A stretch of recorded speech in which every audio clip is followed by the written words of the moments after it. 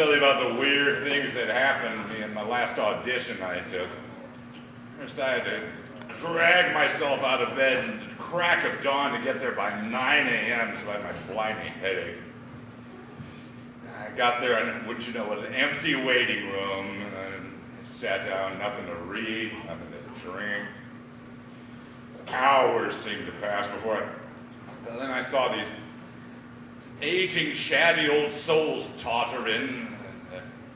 First one walked right up to me and shook my hand rather smugly. "Hello," he said, "I'm Pale Malarkey." Something like that. And all four of them tried to sound British. Yeah, right. The short guy with the big nose was friendlier. "You might not have heard of us. I'm just the drummer, Stingo Raw." Yeah. The third guy, dressed like an Indian, called himself Hare Krishna Son George. Yeah. And grumpy old granny glasses guy just mumbled his name, gentlemen. "What? You're not Jay Leno? Or did you say Algernon?" Oh! He must have been high on some drug. The way he suddenly barked, "I am Walt Russell!" Even though that sounded nothing like the name he just mumbled. I shot a quizzical glance at the others, but they just stood there. Overall, the mood of the group felt half dead. All I could think to ask was, "So, you four guys are a band, huh?" They laughed. "In another life," said the Hare Krishna guy. Well, of course. I knew the answer, but I asked, "Is this your first audition?" Stunned silence, until Malarkey said, "No, actually, yes," and they all chuckled. But their attitude. Listen, one of the worst things you can do in an audition is to act surprised you're not better known. I didn't tell them anything. They will learn that. And I said, well, Paul revealed as much. I found out they're originally butchers. The way he put it, he said they first worked their chops around hamburger and a liver pool. I still get queasy. So, butchery, that's a good, solid, well-paying career. Why would you give that up to go into music? Again with the stunned silence. You'll never make it if you're not prepared for such an obvious question. I think this is when they realized they were going nowhere and decided to play me for a fool.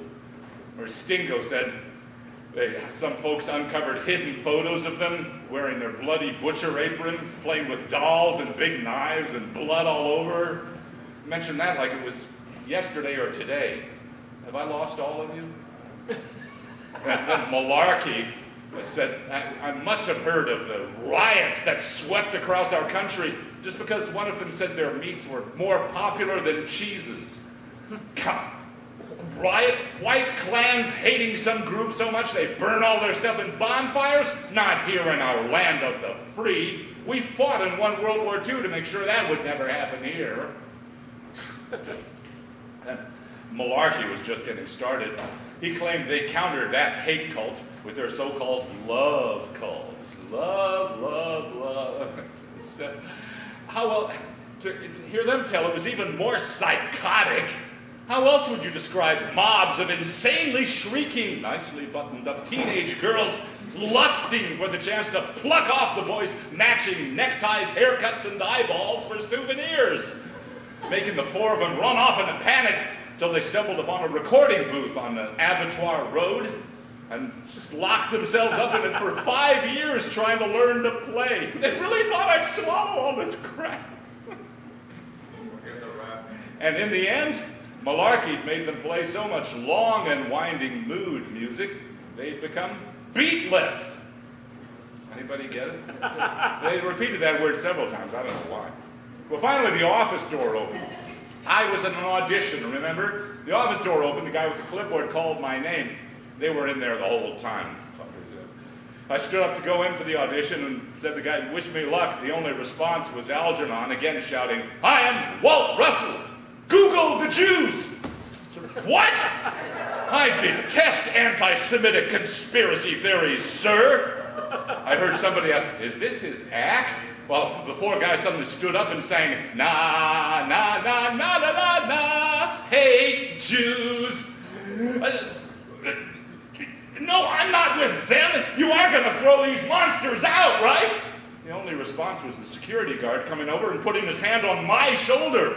I said, Don't tell me you're all with them! Well, fortunately, I always carry good old Sergeant Pepper spray. I whipped it out and spun around, dousing everyone I could, shouting, I bet Trump's not bad enough for all you deluded sociopaths! So I didn't get to audition. So you think the Now I'm on a multi-town tour speaking everywhere about my encounter with bigotry and hostility in the entertainment industry. Good. Isn't bringing me the publicity I was hoping for. When I get discouraged, I like to review the list I made of my personal strengths. My memory's sharp. I readily admit when I'm mistaken.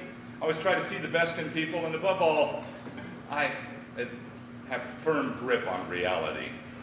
Unlike some who wouldn't know reality if it kicked them in the cranial storage cavity down under, evidence of which you can smell whenever they work their mouths.